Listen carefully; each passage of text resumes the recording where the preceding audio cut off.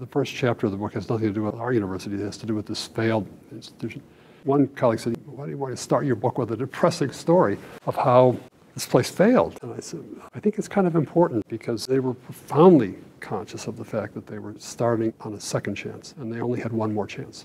One document that I found particularly interesting comes from early 1890. Rockefeller had given the Baptists a challenge or a matching gift of $600,000, and they had to then raise an additional $400,000 for the new university. It was one of the first matching gifts in the history of American philanthropy, I think. And when Frederick Gates, who was one of the most important figures in the founding of the university, a fundraiser extraordinaire, along with Thomas Goodspeed, he was the chief fundraiser who trooped around Chicago trying to garner support for the new institution. And Gates writes saying that Dr. Goodspeed and I worked very hard and sometimes get into the depression of overwork. With few exceptions, we have spent the whole day of every day in Chicago and returning at night, and we spend the evenings and often far into the night in correspondence.